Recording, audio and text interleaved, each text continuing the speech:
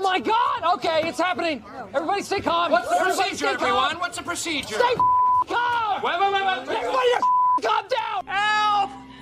Here, Oh, take my hand. come on. You're gonna fall unless you take my hand. No, give me your other hand. Oh, my other hand isn't strong enough. You take my little hand. No, get it away from me. Take it. Take my hand.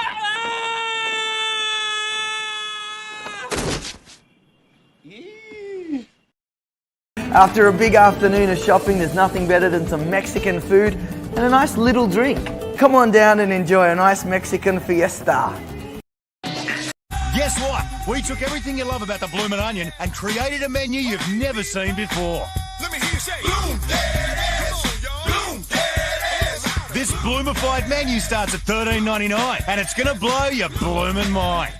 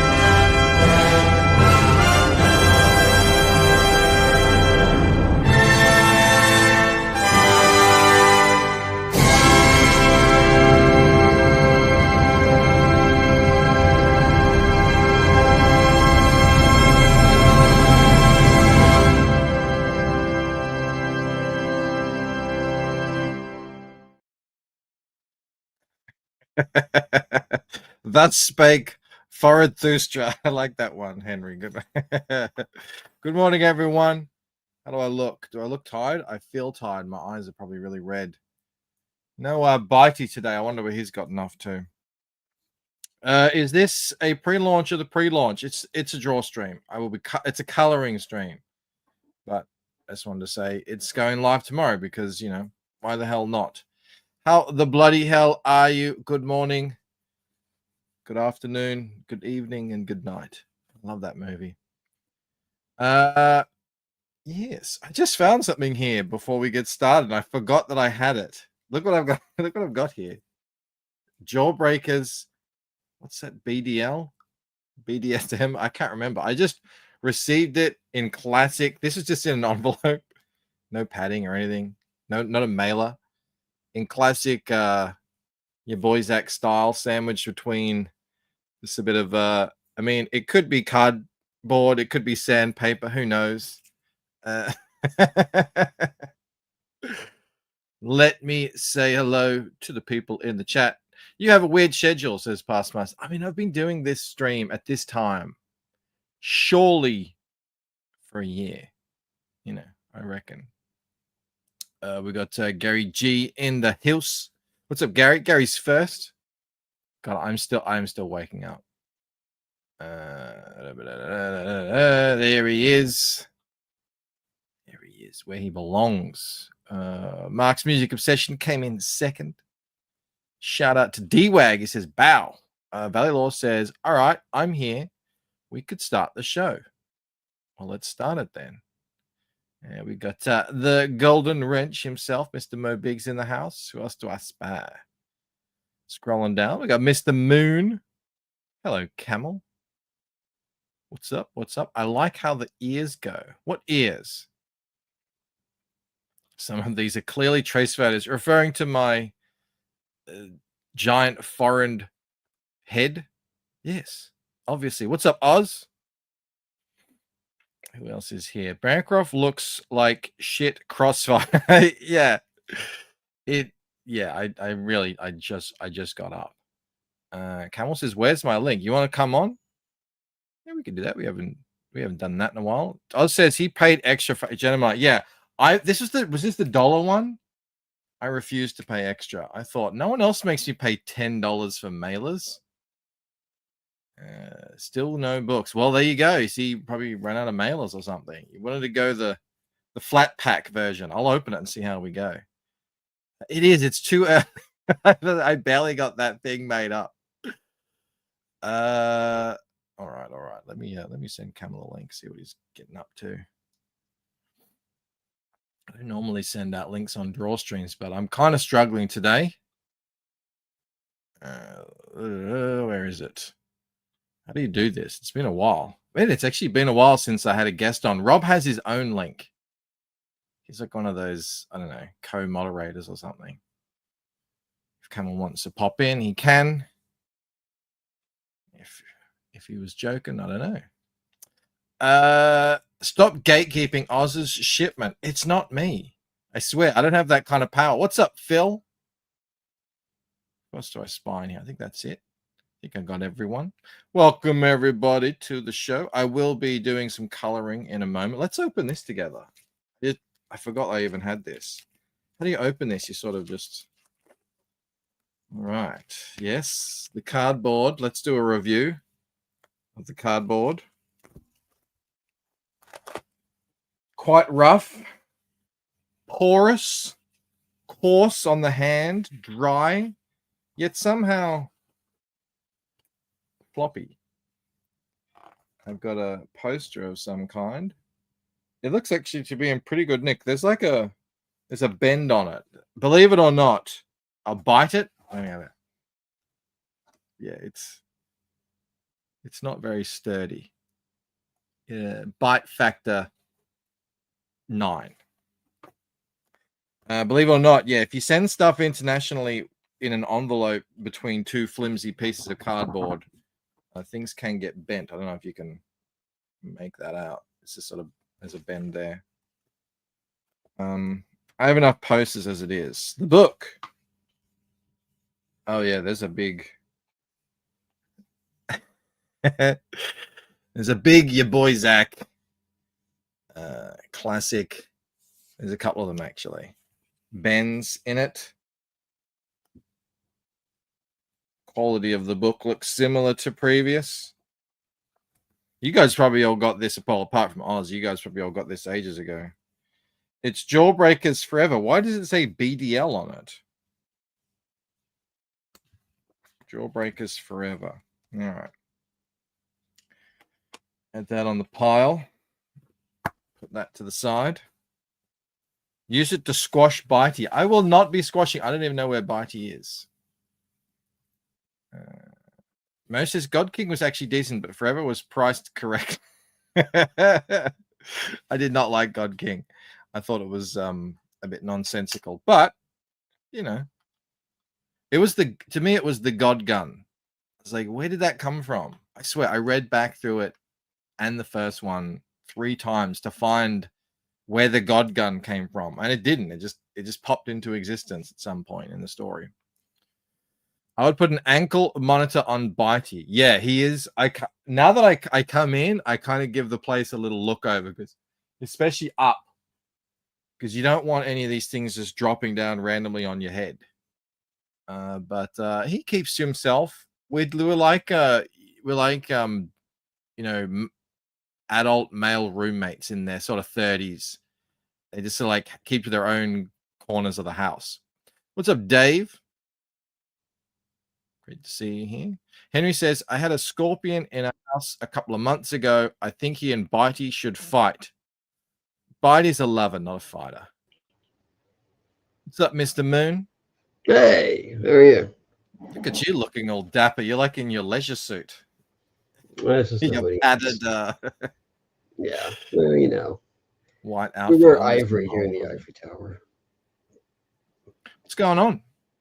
I'm not wearing my headset, so if I get boomy or echoey, just let me know. I'll put the headset on. I'm not wearing mine either. I don't even know if I have earphones in here. I do. I feel like it's 2025. We should be past the point of feedback loops, but you know. I know. Well, Rob, believe it or not, Rob is the only person who ever complains. So, you know, he's probably got some old but Rob was equipment. born complaining. Yeah. I missed the tablecloth hoodie. Tablecloth hoodie? Oh, Camel's tablecloth hoodie?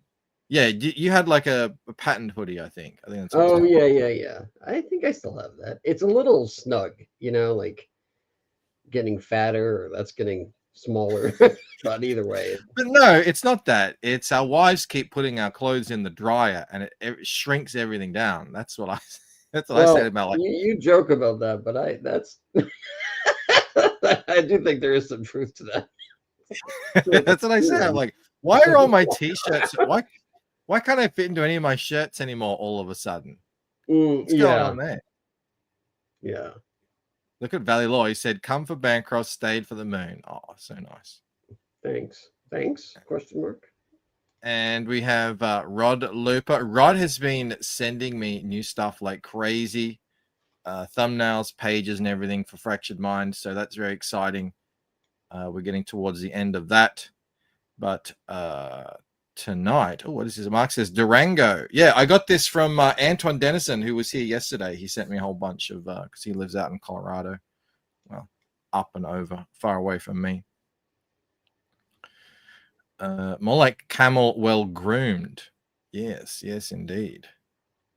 It's too early for me. What am I showing off here? So these are going live tomorrow, 9 p.m. Ooh. And I've just been finalizing my page here. And it's almost done. The only thing I have to write about is what's going to be on the back, which is going to be little mini comics, which is what I'm going to work on today. Try and get one of them colored up because I need it for essentially, well, I can show you. I've got, where is it? Present video file. And where do I find that? Trading card. Yeah. So I've got these. I'm making like just a little promo video because why the hell not? Mm-hmm. And I'm using these After Effects.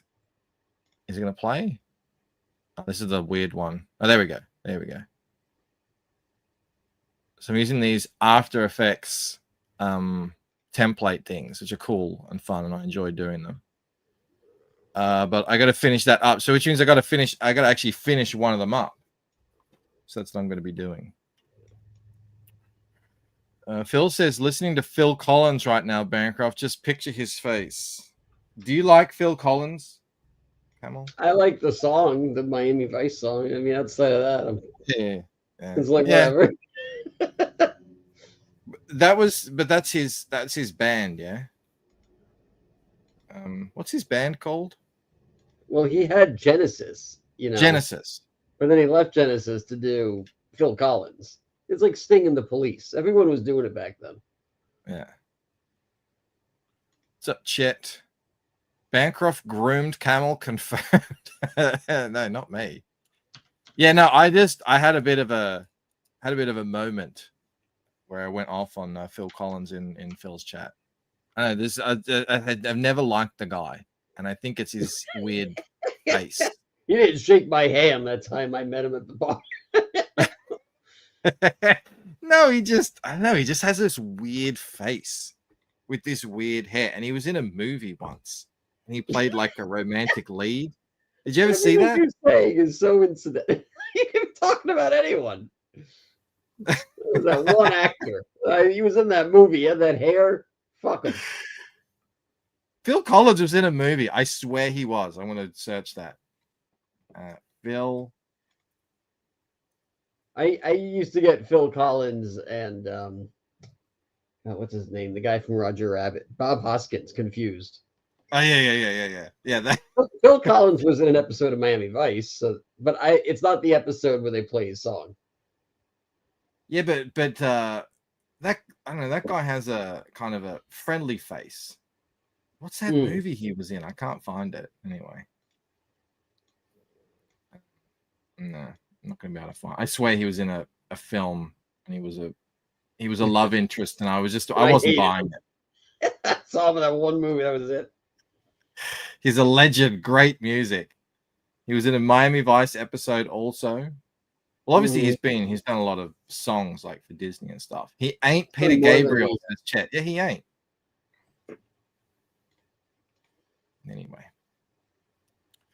Anyway. All right, I'm gonna stop shouting. I'm gonna probably better do some work. How much are you selling your cards for? And can I get all 11 for free? I'm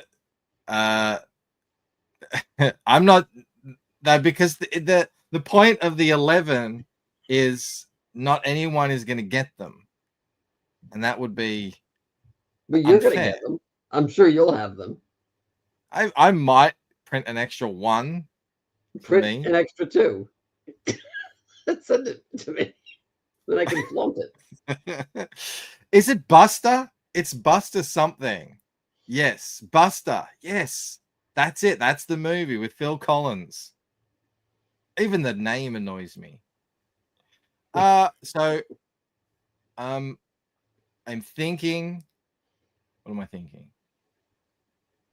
It's going to be something around the price of like $9.95 for the cards. But if you're on the mailing list, you'll get $2 off, and that'll go for the full 60 days. So it'll be what, $7.95, and I think it's $4.95 shipping or something like that. So it's about, you might get them for like 12 or 13 bucks or something.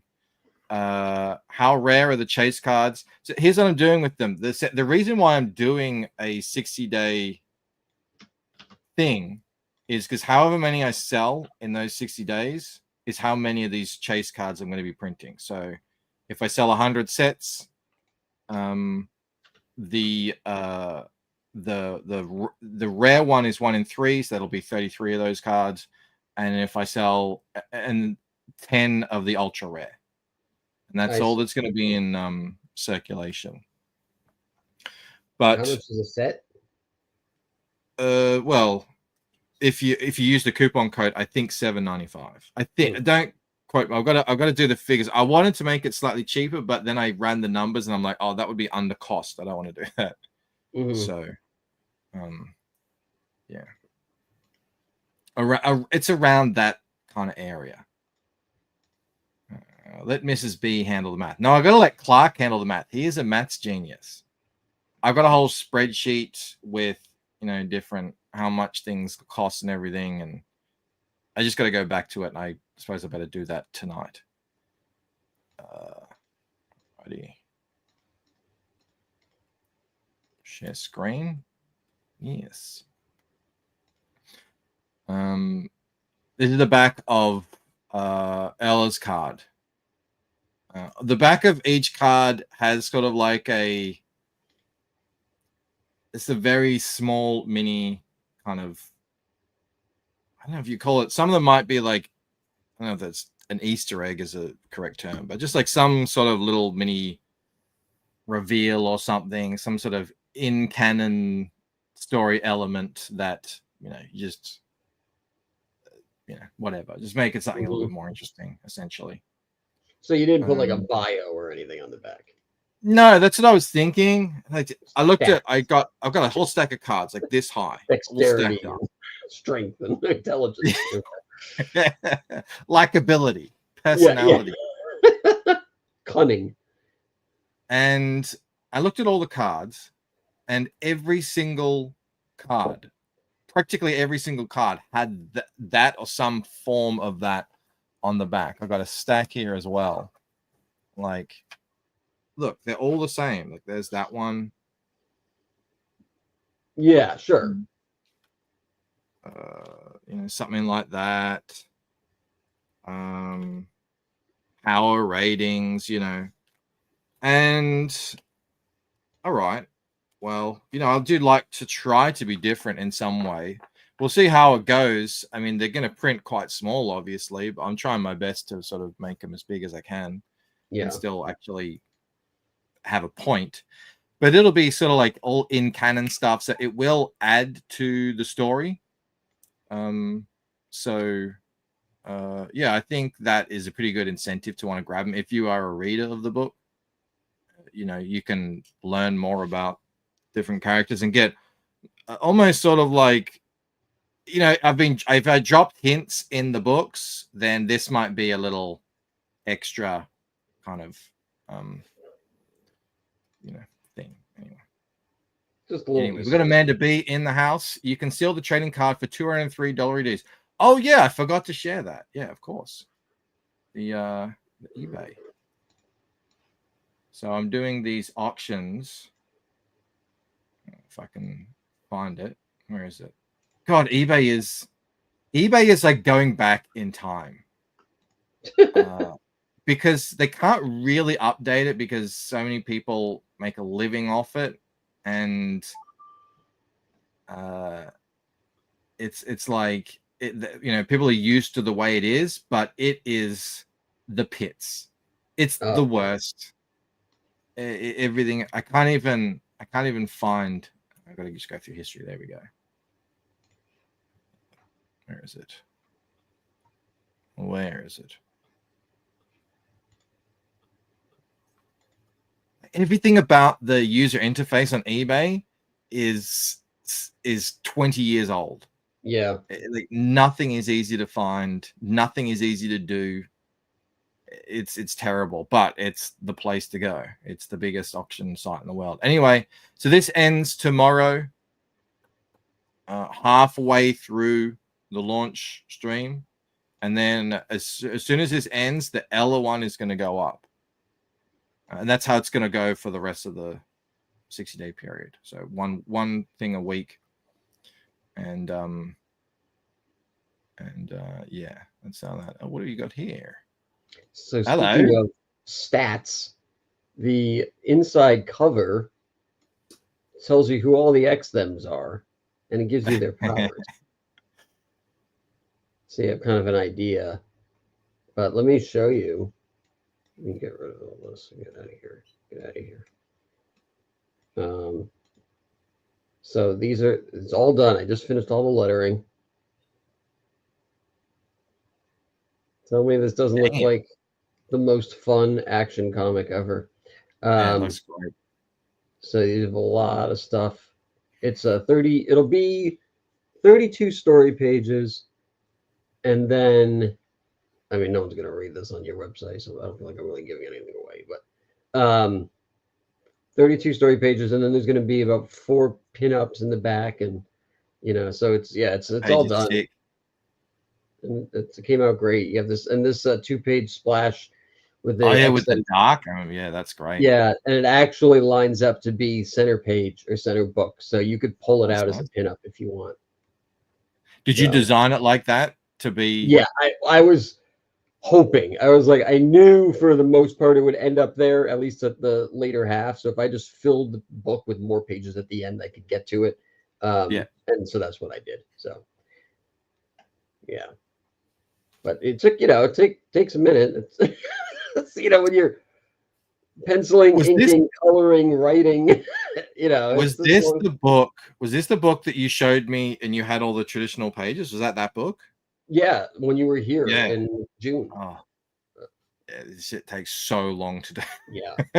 I don't even know. Like, it's funny too, because you always hear like, I don't understand why you guys can't get your books out in a month. It's like, I don't know how the fuck you're supposed to. I don't know how mainstream does it, unless you have a team, an army of 90 people working on a book.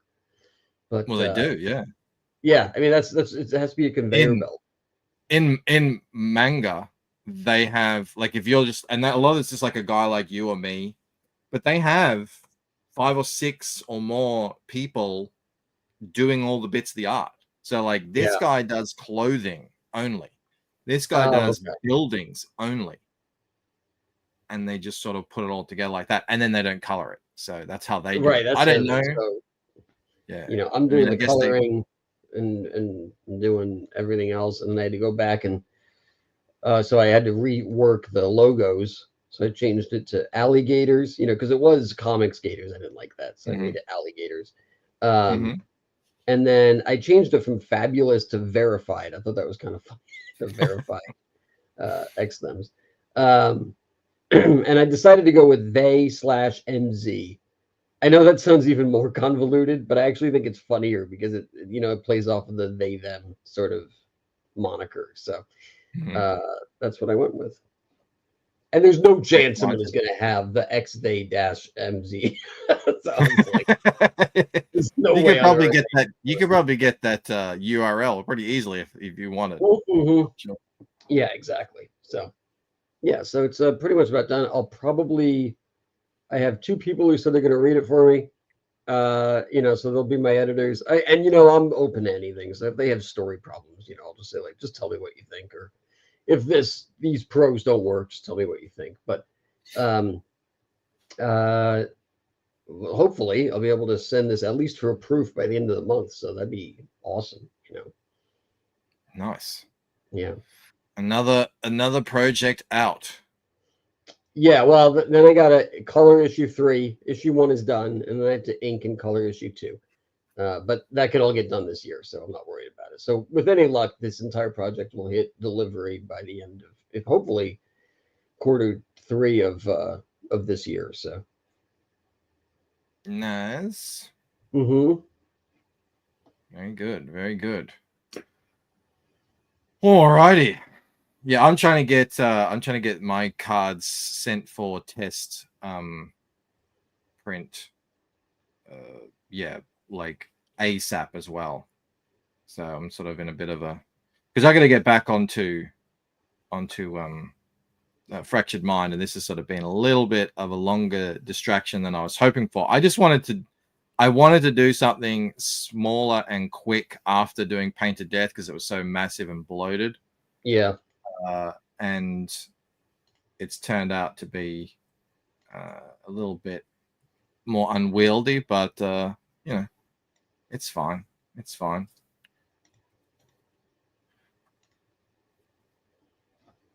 But you're right. I was speaking to some people the other day, and they were saying the same thing, that the coloring is always the thing that, you know, it's a fucking nightmare. It just never ends. It's just like, oh my god. And like I've even sort of developed a style that all my shading is done with Zipatone. And so all I have to do is go in and do highlights. It doesn't fucking matter. I might as well be making a Renaissance painting. It still takes a week. I'm just like, you know, or days to do a page. It's like, yeah, it's never ending. And then, I mean, this is, let's see, so I have 2 issues done. I have 18 in the series. So I have 16 more issues of this bullshit. I'm doing this for Jake's in the chat. He says, yeah, coloring is absolute BS. And yeah, Jake is coloring. I remember he wanted to get his, you know, a lot of his Carnal book colored beforehand so he could put up a preview onto Global, and it's taking forever. But yeah. That's how it goes. I mean, what look, hey, back in the day, it was all flats. There was some minor like highlights and stuff, but it was mostly just flats. Yeah, if you got like a prestige book, they would they would do it in watercolors because they could get some variation of a gradient in there. But that was it. Other than that, yeah, because they would cut out these like cellophanes and they would place it over them. That's how they would get their color. And it was just a lot easier, I guess. But it was considered production. It wasn't even really, it wasn't even like part of the artistry of it. It was just all these like old women that would sit in these, color factories and just like cut out the shapes and put them on the page. Suma says that's what massive and bloated is what I said when I went hat shopping. I have put on hats recently that I've had to take off. I'm like, I don't know if my head is getting bigger. I don't know if the hat's shrunk, like maybe they got put in the dryer again. But yeah, it's Jake says, yeah, manga knows what's at. Just keep it black and white. Those old books work too with the flat colors. But styles evolve, things evolve, and expectations evolve. I also do a system of coloring where I feel like, okay, I can get the most out of what I'm doing, but like don't go overboard with it. If you want to go overboard, keep that to the covers, keep that to the prints. But other than that, because even your style is slightly simplified. I mean, it is like glorified flats. You do your flat, and then you do like a highlight level. Yeah, and that's maybe this level one here. dark level like that, and that's about it. Yeah, I don't do any shadow. The only time I'll do shadows in comic is if I've got a panel that looks like long into the distance. And it does need some like either darkening or lightening off in the distance. That's the only time I'll use shadow. The rest, I just do a highlight layer and then it gives sort of like an implied shadow. Otherwise, you're just adding. It doesn't sound like much. Yeah, do a shadow layer. It's just adding so much time to the overall thing. Well, there's a lot of going into it, especially with the shadow layer, because like this is very realistic. You have a lot of 3D sort of dimensionality that you add where you like, you understand about the, what do they call it? The Rembrandt triangle, and you have the, the shape of the nose, and you have these other things that are happening that you're like, okay, so he knows what a face looks like. But there's a lot of people who don't, and they're just like, all right, that side is gray and this side is bright, and we'll call it a day. All right, I didn't answer something. What did you ask, Mark? Hold on a sec. Rares. Okay. So if I buy 10 sets, I'm guaranteed both rares. No. It's not it's not an order thing. It's not like every third person who orders gets a rare. Here's how I'm going to do it. I'm going to put all the cards together, and then they're going to come in like a plastic clear thing. I'm going to put that in a nice like a cardboard presentation printed thing.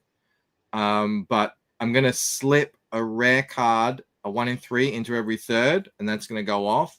And then into 1 in every 10, I'm going to slip the 1 in 10 card. And then they're going to get sealed up, and I'm not going to know what's in anything anymore. They'll all get mixed up. It'll all look the same to me, and then they get sent out. I think that's sort of like the only fairest way I can do it.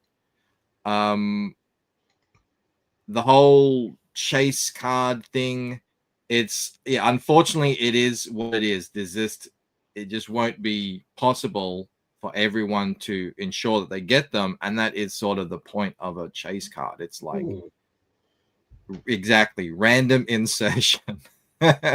I mean, you'll have a much better chance if you get 10 sets, sure, yeah. But I'm not guaranteeing anything. You also, I mean, if you've gambled before, sometimes you go on an unlucky run and you're like, how is this even possible? If there are 43 rare cards per 100 sets, technically you could buy 10 sets and get zilch. Exactly. Yeah, you could get super unlucky and not get any.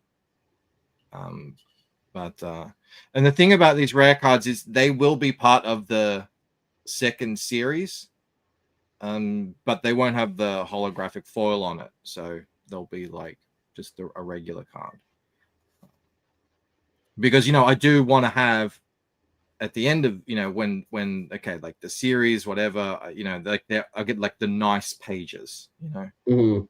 that you can put into a binder or something. Suma says, I'm sure I won't complain when I buy 10 sets and get nothing but base cards. More random mystery insertions than Stabber and the Bogan Boys. Yes. 99 Blindfold Blader Tour. How many cards are going to be in a pack? What's that? How many cards in a pack? 9. So So that's that page, with the 3 triplets. Yeah. And so if you get one of the specials, that's an extra insertion. Additional 10th card, yeah. Okay, so if you get 10 cards, if you just thumb through them and you count 9, you didn't get anything. If you count 10, at least one of them is going to be special. Yes. Okay. That's how it is. So you could technically weigh them before you send them out. Can I weigh the packs We have before a quarter ounce. Okay. 2 Yeah. grams. I won't be weighing them. I'm set, and the RJ is going to handle all American orders. So what I'm essentially going to do is I'm going to deliver in one of these. They're going to go into one of these sort of rigid mailers, and it's going to like slot in there, and they're going to get sealed up. So he's just going to put a label on them. It's all going to have the exact same thing inside it. We're going to work out together what to do with people who buy multiples, but that shouldn't be too difficult to figure out.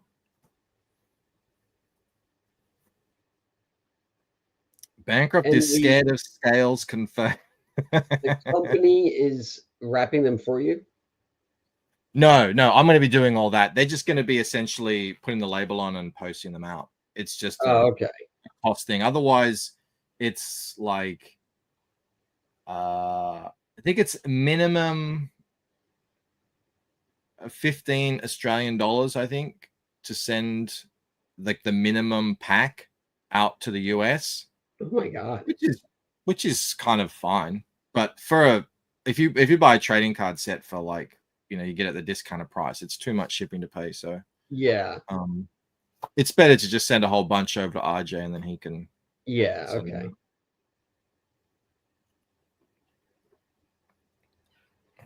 Henry says, stop saying insertion, rigid, and slot. No, I don't think I will. Gary says, I'd buy a gift set for Mo, but it's seemingly not allowed. You can try. Who knows if anything's going to happen. That's the... you just never know these days. All right. This should happen fairly quickly. I just need to find the layers that I'm looking for. Okay, let's do a bit of that. Mm-hmm.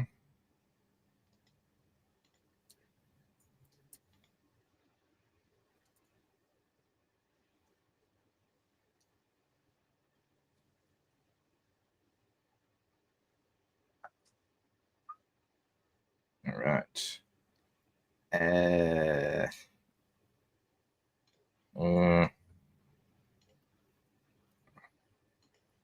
The coloring is just too much thinking. It's one of those things that I feel like a colorist should be paid as much as an inker, but unfortunately they just never will be. But they do all the heavy lifting. It's like, everyone wants to argue that, like the interior of a house is like the most beautiful thing. It's like, yeah, but it really is nothing without, the structure or the foundation. And like they have to work in tandem. But yeah, just for whatever reason, you're never going to pay a colorist what you're going to pay an inker or a penciler for that matter. Yeah, I remember, I think it was Yaki saying that you really need to be able to do 2 or 3 pages a day to make a living as a colorist. I was like, oh, what? Well, if ever lose my job and I need to become a working colorist, I guess I better, figure something out on that front. Because Well, I think that's another thing too, is that it does seem like a pretty, I don't want to say surefire way, but I think the odds are much better that you get into the comic industry by being a colorist because they're so hard up for them. But then I see so many colorists like on, just around social media sites, and I'm like, you're terrible. Like, oh God, that's, it's just a lot of airbrushing and, just like, soft erasing. And it's like, oh, this is no good.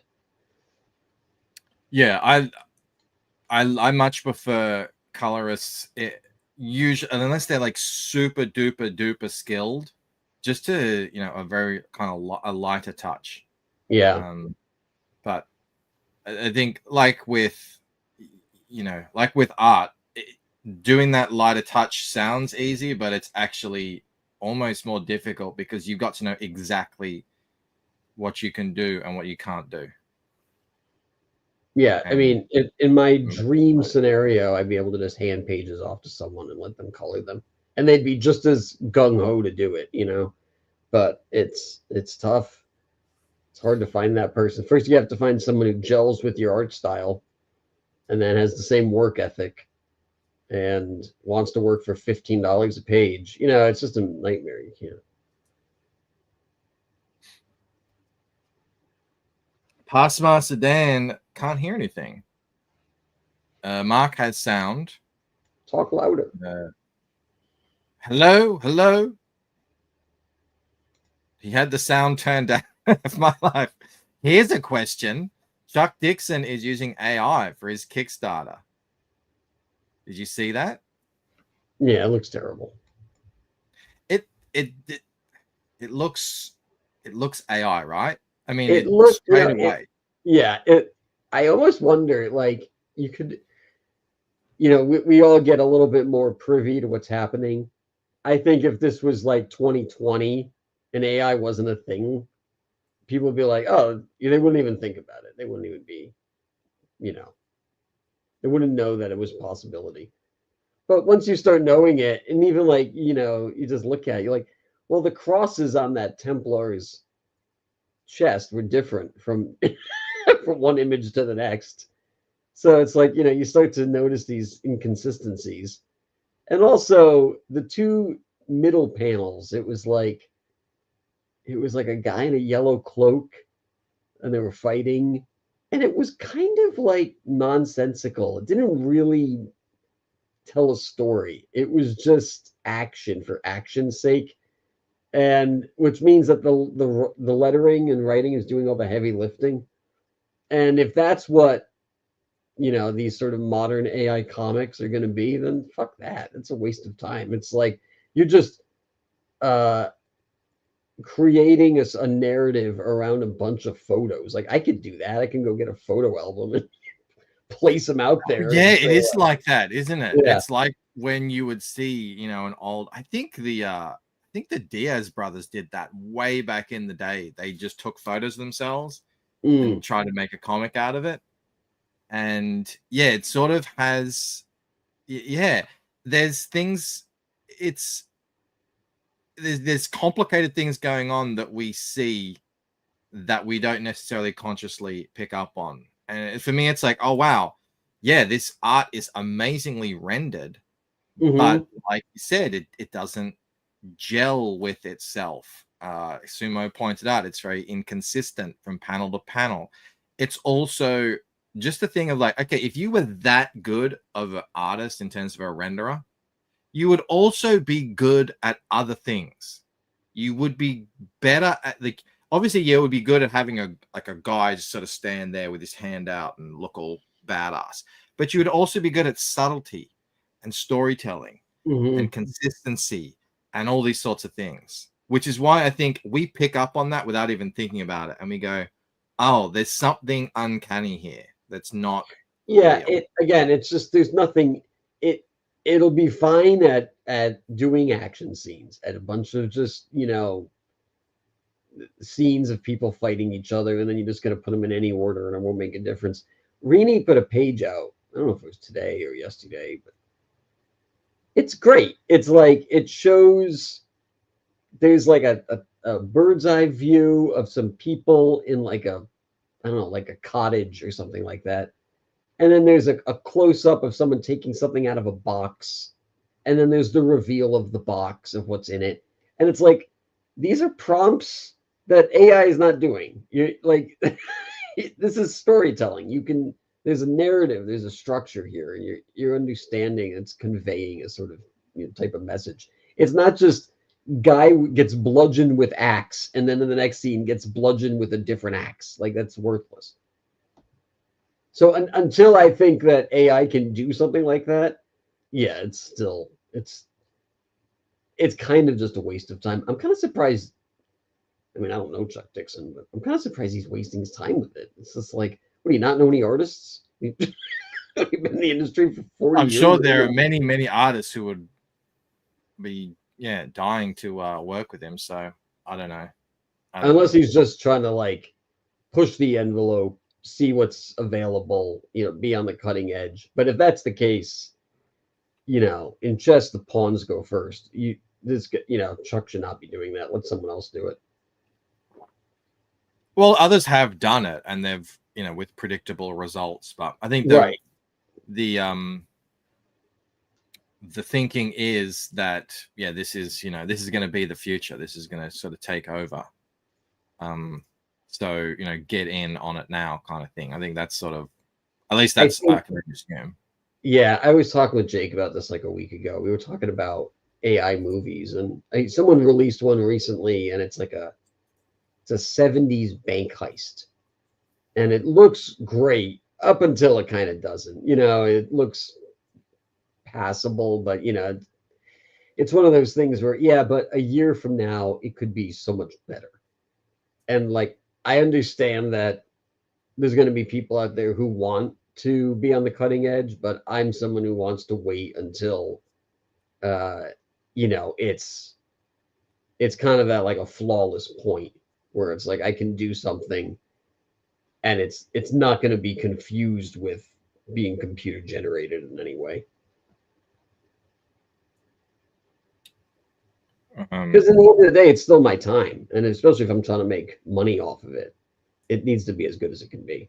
I can't waste my time on some R&D for some massive company. Yeah. But if people want to do it, I don't think I think a lot of people are not interested in it as well. Like, there's a pretty strong, sense out there, but maybe I could be completely wrong on that. I don't know. But from what I read, a lot of the responses have been like, "Oh, this is disappointing. I don't want to see this." Yeah. So we'll see.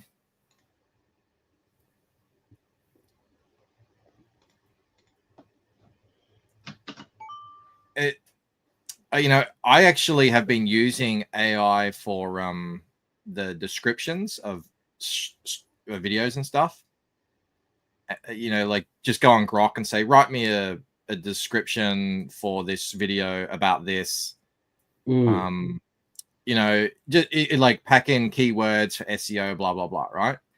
And it's pretty funny what it comes up with. It's like it wants every video to be, this is the definitive epic video to define the genre. Like, it's like, no, just like calm down a little bit. I think like that's a problem with AI. It's all headed trying to get to be number one. There's no kind of subtlety in it. Leah, if you want to have a fight scene, has to be the most bombastic, crazy fight scene ever, as opposed to something that's more subtle and different and creative. And I think that's another big problem with AI. It's like, you say, I want to do a video on, I don't know, what did I do a video on? Transformers or something. And it's like, this is the video you need to watch if you're going to understand everything about Transformers. Like, no, that's ridiculous. So but I'm not, I don't care. I'm just trying to get keywords here. That's not, everyone relax. Bancroft, your gift membership randomizer has finally paid dividends. Oh, it has? Someone is here because they got gifted a membership? I didn't see. AI writing doesn't understand tension. Every problem is immediately resolved. Yeah. Oh, I mean, interesting. I've only been looking at the descriptions and stuff, so but I can totally imagine. You're like, it promises the world. It's like when when someone pitches their book and they're saying like, this is the greatest comic you're ever gonna read. Oh, okay. It's like, what do you think? Like, seriously, like printed books that are out there. It's got to be like 500,000 printed books, right? Printed. What kind of books? Well, no, I mean like comic books. Like, if you take every one to current issue, there's got to be. I would have thought millions, but a lot. I mean, I'm trying to think about it like logistically and realistically. I think people want to say millions, but if you can figure that, Batman is at just over 1,000 books for a series, and then you figure, right, well, he has about 5-6 series, and then there's like 6,000 Batman books, maybe 8,000, and then you do that for Superman, and then you do it for X-Men and Spider-Man, and then you're at like maybe 90,000 or something, and then all of the extras and bullshit books people forgot about, and then all of the indie books. Like, it's got to be, maybe I don't even know if it'd be 1 million, but even if it is, yours is the best one. All of them. Really? All right. And no one's ever heard that. The best part is no one's ever heard of it. Yeah. So you'll get in on the ground floor. You'll be the guy to say, "Hey, I was there when, the incredible Monkey Man had no readers." The verified X-Men, X-Thems.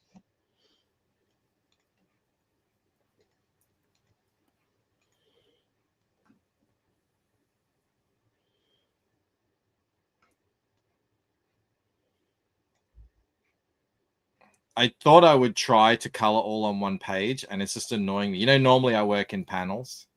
Yeah. And, it's what people do. I'm the weird. I know, I recognize I'm the weird one, but, you have your sort of workflow and, anyway. I streamline mine a lot. It used to be every character had a folder. And in the folder, it was like the flats, the highlights, the shading, the whatever. Now it's just blue. And if you're any shade of blue, you're on that. No, it's orange. If you're any shade of orange, you're on that layer. And then, highlights. I don't care what color highlight you are. If you are there to, be rim light in any way, then you're just on that one layer. And it's definitely like kind of sped the process up, because I'm like, who else is ever going to be looking at these? Just me. It's not like I'm sending them off to, fucking Vienna or something. Someone's going to be like, working on them with a team of other artists. So I'm like, whatever, it's just me. Jake says, I'm working in panels now too. Yes, I've got a convert. Cranberry says, are we counting variant issues? I suppose we'd have to have a different cover on them. But even then, Camel's probably right. Yeah, I would have thought millions, but maybe I'm wrong. But I would be happy to be right.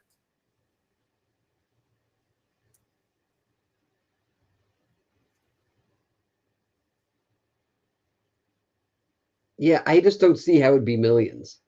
I think it's one of those things like that. Well, you wouldn't know this, but like this was we used to get free drinks out of this at bars. We'd ask people like, how many movie theaters are in the US? Can you guess? 5,000. All right. Well, you can't play, but yeah, that's essentially. So people would know. Legit, people would guess like 40,000, 60,000. It's like, no, it's actually like 4,500. It actually is probably less now since, the lockdowns. But yeah, back in the 20 teens, it was just under 5,000. But, people just assume that it's just a massive number. No, it's not. Yeah. I might have read that at some point, and that sort of ballpark stuck in my head. We went to the movies for the first time. I didn't remember the time before that I went to the movies. We saw Mario. Did I see Mario at the movie? Yeah, I must have. Yeah, that would be it. Okay, that's it. So we saw Mario with the kids. Yeah. So that was that, and now we saw Paddington with the kids. Oh, okay. And Paddington was actually great. Whereas Mario was a real kids movie. It was like, I couldn't do it. I was excited when it showed up on Netflix. I think I got 4 minutes in. I was like, I can't do this. This is I can't picture you watching Mario. It's like what are we? And it was kind of annoying because I was like, you couldn't make it less kiddie. Like, it doesn't need to be that kiddie. Like, there are plenty of 3D animated movies that I can watch, but I was like, this is it was like intolerable. I was like, I'm done. Obviously I understand what they're doing. They're trying to, ensure the next generation of Mario gamers. But having said that, you're exactly right. There's so many kids movies that manage to be layered so that the adults can also enjoy it as well. Yeah. I think Paddington is I think just for repeat value, like, I still watch movies that I watched as a kid. Dick Tracy, Ninja Turtles, Ghostbusters, etc. Because they work on another level. That Mario movie only works on one. It works from ages like 3 to 7, and that's it.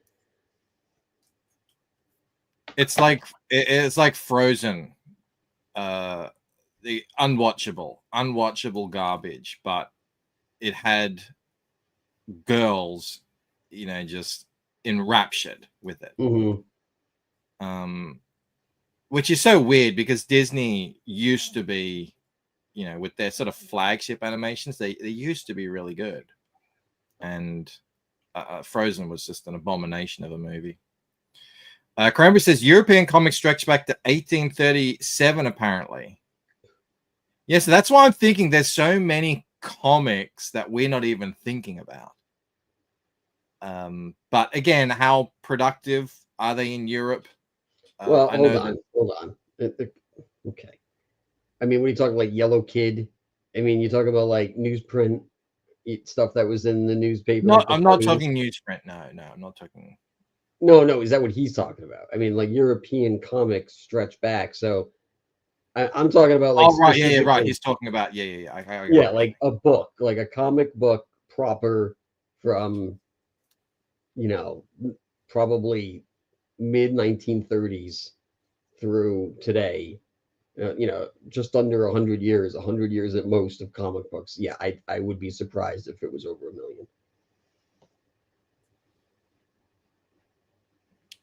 million. Blue Boy says, Michael, boys loved Frozen. I'm sure they did. My son loves, this breaks my heart. He loves Kung Fu Panda 4. And it just kills me inside a little bit. I saw the first one. I thought the first one was all right. I never watched another one, but the second one is the best in my opinion. But the trilogy taken together is amazing. The whole journey, the whole thing.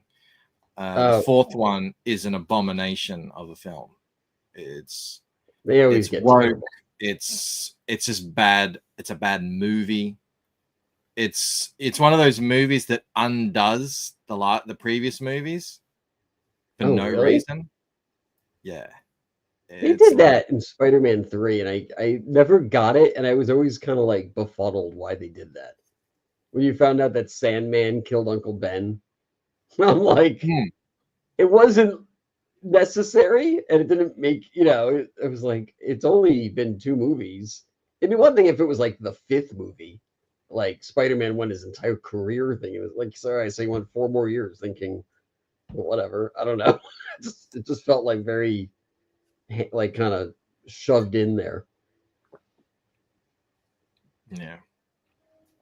Cranberry Langer says, I was talking about etchings on papyrus depicting ancient. Oh, well, if we're going to go that far back. Yeah, it's probably 3 million years. Hieroglyphs are a type of image. Yeah, like Yeah. Roman times, they would just draw comic books right on the walls. So Yeah, they would cartooning, and there was a lot of that going on in yeah, that's what, you're right. My bad. I didn't think- anti Caesar propaganda. Yeah, I didn't think of AD. I was going. I'm sorry, I didn't think of BC. In Rome, they would have you could paint a big mural on your wall in your house if you were rich, and it would depict you having sex with lots of people. So you bring your friends over and you'd be like, oh, here's my sex room, and it's just be a picture of you with 10 other people just having a gangbang on the wall. I gotta bring that back. It's like that's interesting. That's like a conversation starter right there. Someone's like, that's just you. Yeah, well. Jake says, I have one of those. You gonna see But Gladiator too, Mike? No. I haven't really seen any.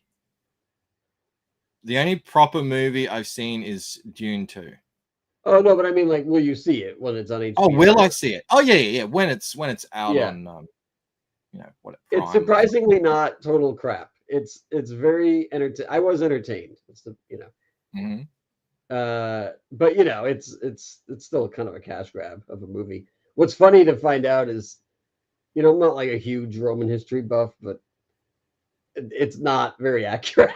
You're like, oh, it's kind of like a Glorious Bastards, where like, they shoot Hitler in the theater. It's like, well, that would have been nice, but that's not really what happened. That's kind of how this feels.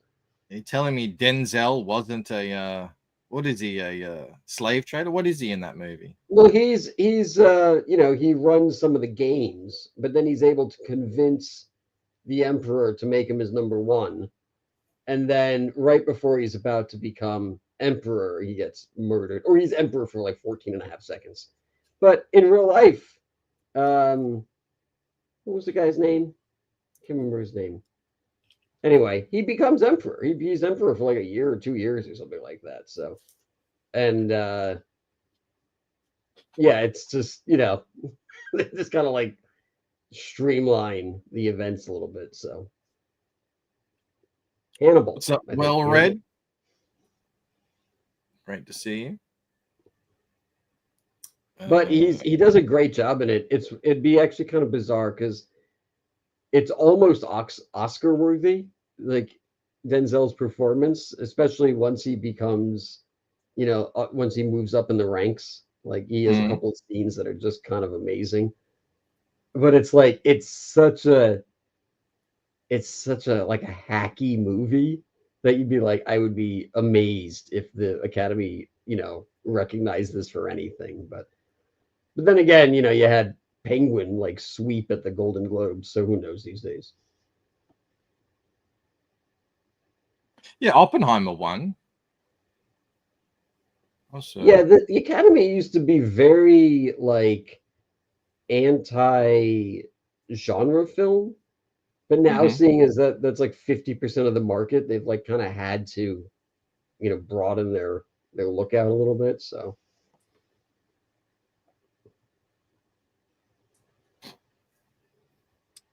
I haven't done anything on the eyeball. Blue Boy Comics says, where are the buttons? I was asking that same question the other day. So I haven't seen Corey in ages. Clayton is. What's that? They're probably drawing. Yeah. And that's why you guys never see me ever. Yeah. Just working. I hope they're drawing. I know I see Clayton posting things for his How to Draw Comics stuff. But other than that, yeah, They don't really. I don't think they stream anymore. Yeah, streaming is for me. It's over. I know that Rini's been doing a lot of shorts. Mhm. I know Phil got into shorts. I have no interest in it, but it definitely seems to be working for them, so that's good. It's what I found it is. It just kind of it keeps your channel relevant to YouTube, if that makes sense. Mhm. And so when I took I didn't realize it took so long off. I took 11 months off making shorts. Mhm. And yeah, what happened is I guess YouTube just thought, oh, I guess he's not, even though I was still streaming every day, they didn't care about streaming at all. No, you actually demonized for it. So yeah. And I guess they just thought, oh, so his channel isn't a thing anymore. As soon as I started just uploading some shorts, all my previous shorts just started taking off again. There was that one about Frank Miller. I get I don't know, it feels like 50 comments a day on that thing, and it's just like skyrocketing. I think it's probably over 500,000 views on it now, and it's just a short about Frank Miller, about his new art style. Jake says she got her first 10K short today. Nice, good stuff. Yeah, you just got to understand what you're doing with the shorts. You can't convert, or it's very difficult to convert anyone to watch a short to come over and watch a stream. But I don't think that's a problem. A view is a view is a view. You can do your promotions or whatever on a short if you want. I just don't understand why Jake knows that. Like, what are you stalking her? Yeah. Like Mo says, Jake's always got his eyes on Reenie's shorts. Yeah. Yeah. It's weird. That is weird. You're not even in the same country, bro. Yeah. It's unusual. But I started cutting down my my streams into videos. They've been doing way better than I expected. One of them is on 10K. Just like me rambling like an idiot, talking about meta barons. The meta baron. I did watch that one. Yeah, I was like, all right, nice. So I'm going to just continue doing that. So I make the shorts to watch, to read the comics, to do the stream, to cut that into a video. Yeah. It's like a little self-feeding system. And then I do my draw stream, I do my art share, and just whatever else. So like tomorrow, I'm launching my trading cards. So it's helpful for me that I stream and I do that. Yeah. And I'm going to start feeding in. So I'm going to have Vaughn Coleman on. I'm going to have Phil Diaz on, fitting them into those sort of promo nights. And then I think that's pretty much how it's going to go going forward. Phil says, that's kind of like the idea I had. Yeah, but it isn't. I got these ideas from the ether. You want to know something funny? You weren't even on this convo. So like Phil and I were talking I don't know, like a week ago. Right. We were like, all right. And Jake was there, and I think Reenie was there. I don't know if Pear was there. I think he had ducked out. But so I'm like, all right, we got like all these catalogs of content. Like I'm gonna have 18 books of Boots and Heels, and Phil's like he has all of these lost pages and whatnot. And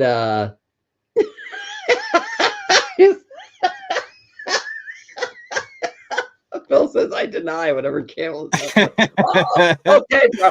Okay. So I'll do. Hey, you know what, dude? I'll take all of the slack. It's fine. But I said like we should find a way to get these out, and I was like, like when we have, I didn't want to do it soon. I was like within like a year or so. Like we got all of our shit together. We could like go to like Diamond or something. From distributor. I was like, yeah, that's a great idea. We should do that. And then a week later, Diamond was like, oh, yeah, we're bankrupt. I was like, well, glad it happened now and not, right as we were getting our shit together. So. Oh, well. Yeah, live and learn. The most, I mean, who does Diamond even facilitate anymore? It's is it Marvel as well? Because I know it doesn't do DC. Well, Marvel and DC both left them, and I Yeah. guess it had them struggling, and then they couldn't get enough, to make up for whatever, and then they just, kind of shut their doors. Yeah. I haven't really looked into it. I'm kind of presuming that's what happened, but I can't imagine that. I don't know. I think without knowing anything, and so no one quote me on this because I don't know anything about it. But my first instinct was this is actually probably a good thing for, like in terms of, because whenever you have a monopoly, that's when things can get really stale and price fixy and all that sort of stuff. So yeah, it might be like a lot of short-term pain, but long-term, surely not all novels are distributed by the same company.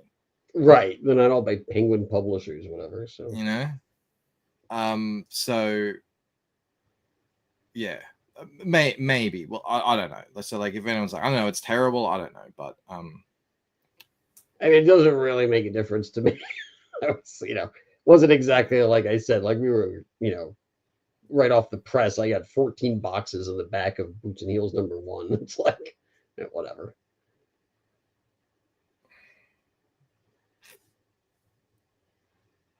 What is going on here? I have to find something out.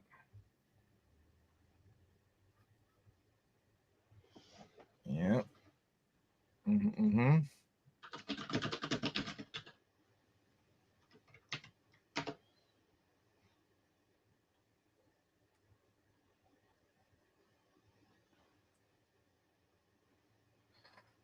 Hey, what is happening? Why is that darker? Hey, I saw what was that? Nosferatu. Oh yeah? Yeah. Yeah. It's all right. It's a movie. Out of all the movies that came out this year, it was one of them. Of the movies of 2024, Nosferatu was a movie. It was fine. It was, it's like there's a part of me that thought like maybe it's like an excellent, like a perfectly made movie. But then also like, because I didn't know the story of Nosferatu. It's literally the same. It's exactly the same as Dracula. It's the same fucking movie. I mean, it's like the same characters, the same scenes. It's just the same, like what's his face is in it? Willem Dafoe. He plays Van Helsing, or the Van Helsing character. It's literally the exact same movie. So my wife didn't remember. She only saw the Bram Stoker's movie like 10 years ago, once. And she didn't really know the story of Dracula at all, I guess. So she was all with it. And I'm just watching it like, yeah, I already knew it was going to happen. Like, I thought it'd be a little bit more interpretive. Like, they changed some things around, but it's really the same fucking thing. Just updated, just a new look. Yeah, I mean, there's some really great, like, the cinematography and some of the editing is, like, incredible. It's very good. It's like they do these, like, day for night shots, or it kind of looks dreamlike. And they do some cool sort of camera trickery where it's like kind of zooming as it's pulling, and yeah, like, so all the technical stuff was great, and the acting was just fine. They have Nicholas Hoult playing the Keanu Reeves character, but overall it was, Hang on. Did you say that Nicholas Hoult playing the Keanu Reeves? Oh, right. I see what you're saying. Yeah. I wonder if I would have been as critical if I hadn't known the story of Dracula, if I'd been like going in super fresh. But it's the same guy who did The Witch, so it kind of has that kind of feel to it. But it's weird because The Witch takes itself very seriously, and The Lighthouse doesn't. I mean, it kind of does, but it doesn't. It's kind of like a goofy, kind of campy kind of movie. And this Nosferatu sort of marries the two, and it's like all of the scenes with Willem Dafoe are like hilarious. Not hilarious, but there's a lot of levity. Whereas all the other scenes where he's not in there are like this sort of like independent art house horror flick. Everything is just like really, really extreme. And, so it's it's something. I would see it once. I don't know if you'd ever need to watch it more than that.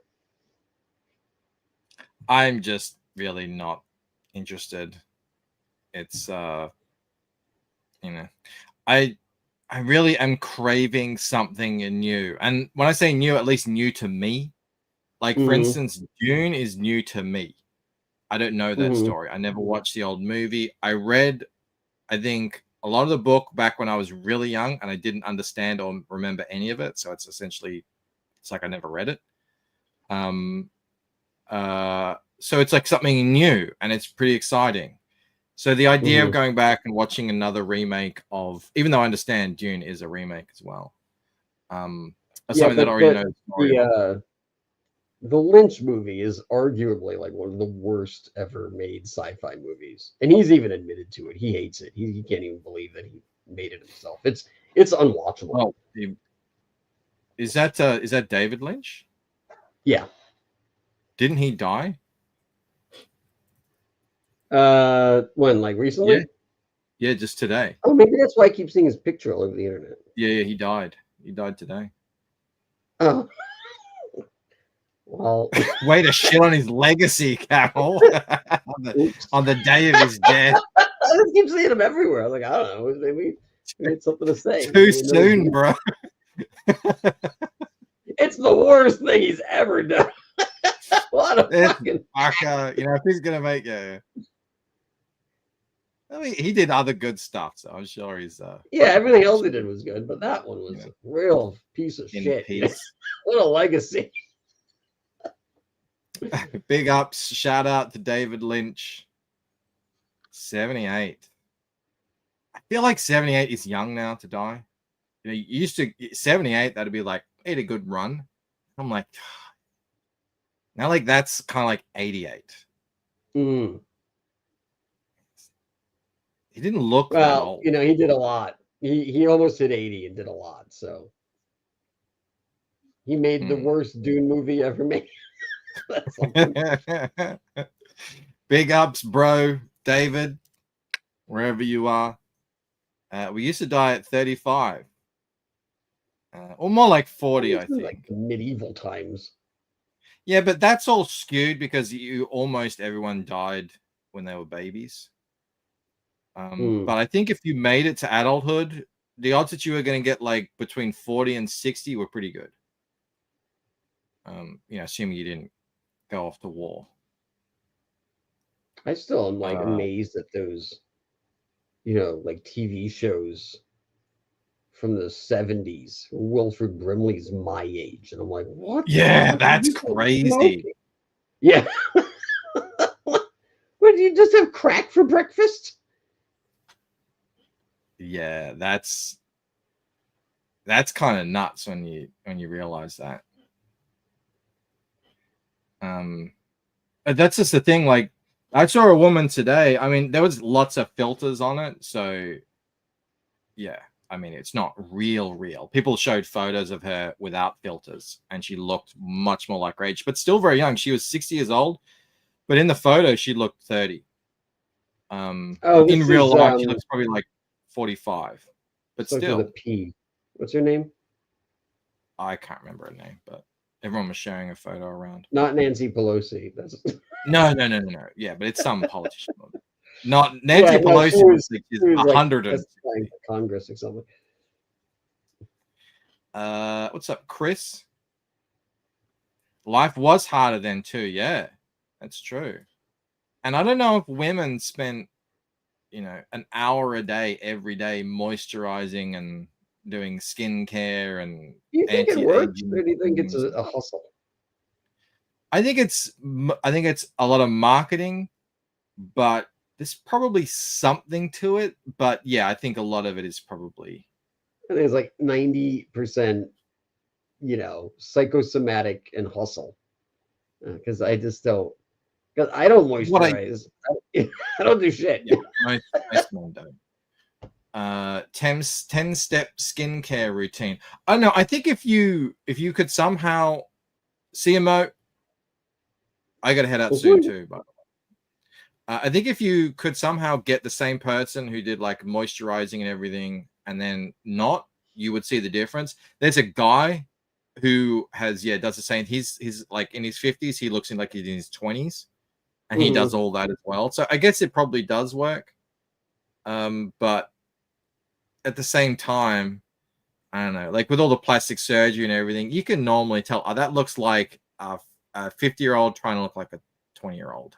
You know, Yeah, there's that guy who he's like some tech crypto guy. I don't know who the fuck he is, but you know, he's like 50, and he's like, you know, he has these like plasma baths and I don't know whatever the fuck he's doing. We're probably like, talking "Okay, about young the he same looks." guy. And people are like, no, he looks like he's 50. He looks like a weirdo who tries to make his face look young, but you know, he's trying a little too hard. It's just like, it's really not that hard. Don't drink, don't go in the sun. That's it. Sleep a lot. Sleep maybe an extra hour or two a day. It's not hard. Well, I find that hard. Anyway, all right. I think I'm going to have to end it there. Got a little bit done. All right. Fair enough. Finish this off later on.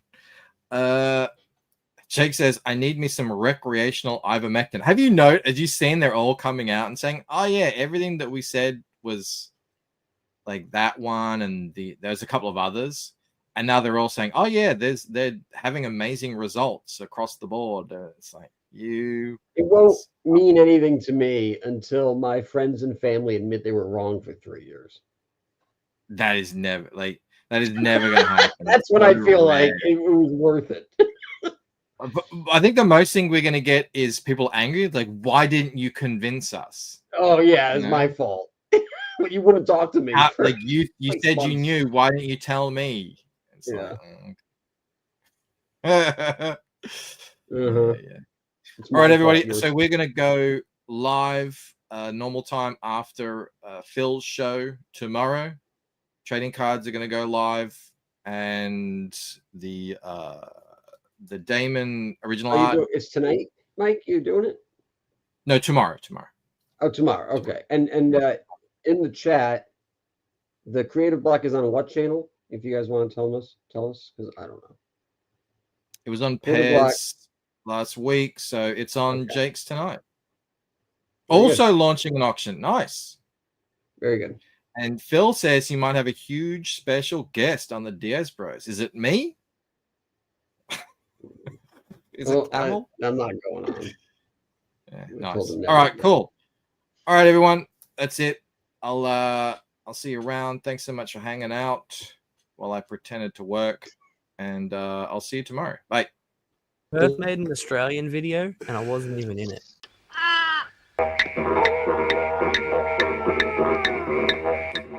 Emotional damage.